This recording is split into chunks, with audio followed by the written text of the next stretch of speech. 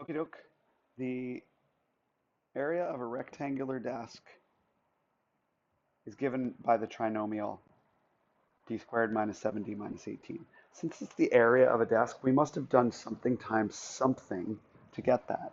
So what can you multiply by something else to get d squared minus 7d minus 18? What are the possible dimensions of the desk? Use factoring. Okay, that tells us to use factoring. So that should be easy. Let's factor this. Okay, since it's just a coefficient of 1 in front of the d squared, we just got d times d. Okay, now we have to say, what are the signs? We need to determine, do we have the same sign or different signs? Well, how would you multiply to get a negative 18 there? What times what would give you a negative? Well, it has to be one of each. Positive times negative gives you negative. Okay. And then what we need to do now is we need to list the factors of 18.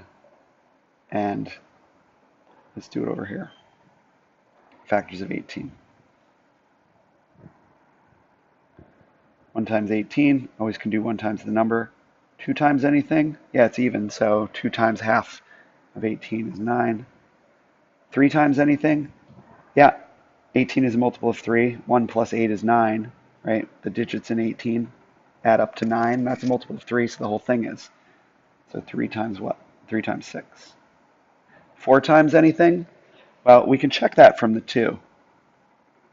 All right? If you double this to get 4, you'd have to take half of this, but taking half of that, since it's not even, wouldn't give you a whole number. So it's not going to be. It's not 4. Can you do 5 times anything? No, it's not. Multiple of 5 doesn't end in 0 or 5. And the next number is 6, but we've already got 6 on this list, so we know we've checked everything. So because there's one of each sign, there's a positive and a negative, we're going to, when we FOIL, we get positive something d and negative something d. We'll have to subtract them because they'll cancel out.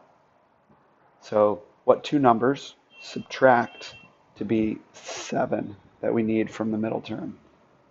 Well, those two numbers, 2 and 9, subtract to be 7. So now we got to figure out, where do we put them? Well, what are there more of?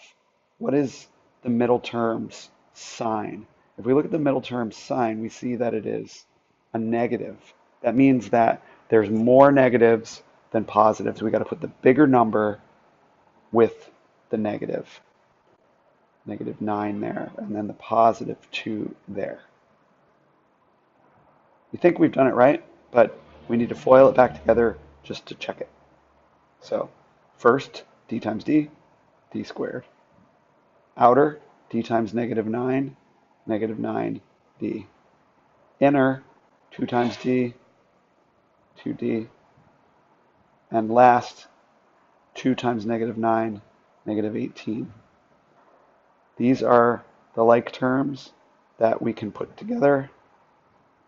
And so when we put them together, we get d squared minus 7d.